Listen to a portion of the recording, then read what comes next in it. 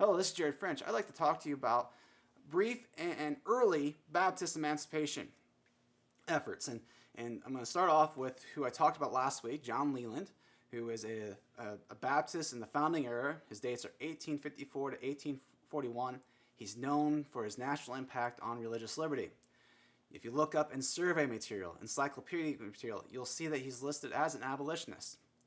You can see examples of this in his collection of his writings, which was assembled by himself and then published by L.F. Greene in 1845. There's a 1791 letter as he's kind of parting Virginia after spending 15 years there, going back to New England, and it's a parting shot at slavery. The whole scene of slavery is pregnant with enormous evils. And he goes on to list the sins, the vices of the slaveholders. He goes on to list the abuses of the slaves. And a lot of historians just leave Leland there.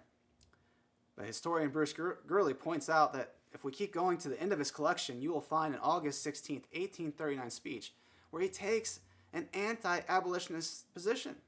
Leland argues that government cannot legislate that slaveholders relinquish their slaves. There's a tone change in how he talks to the slave owners.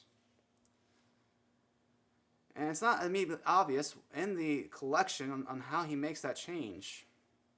Now this brings me to another emancipation effort, and this time in Kentucky.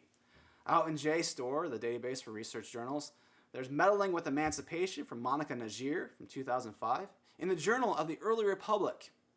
And it focuses on a group in Kentucky. In fact, it points out that in the 1700s up into the 1810s, there's an abolitionist presence. Lexington itself is a stronghold, to the point that James Garrett in 1790, he's a Baptist preacher, he's anti-slavery, and he's governor. And this effort kind of peaked with David Barrow. David Barrow creating an emancipation association called Friends of Humanity in 1807. Again, that was the peak, because the next years, steam is lost. Najir argues that age and death is a major factor. These Baptist leaders now are in their 60s and 70s. You see a movement to Ohio and Illinois where the younger didn't stick around Kentucky to keep the efforts going.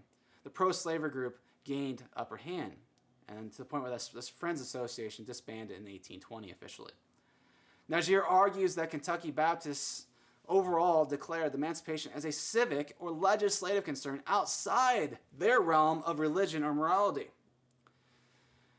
And then those Emancipation Baptists were reconciled with their previous churches and association throughout the 1810s and 20s.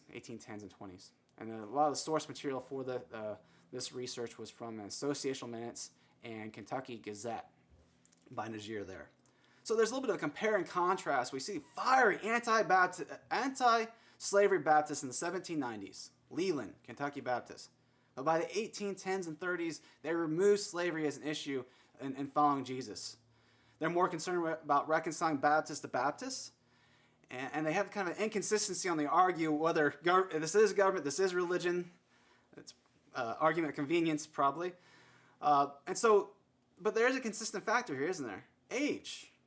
And so we have some reminders here. First of all, Christian historians, we need to make sure we get the full picture. We don't want to sugarcoat these important figures. Even the heroes of the faith need Jesus in the end. They have spots, so we don't need to sugarcoat them. And then secondly, it really helps us to kind of see, we don't want to settle for false pieces. We don't want to define what we're working on just by our age, number of days that we have. We want to connect to what Jesus is doing, and that He will finish, and eternity will finish it completely. So thank you for your time. I'll see you on the discussion boards.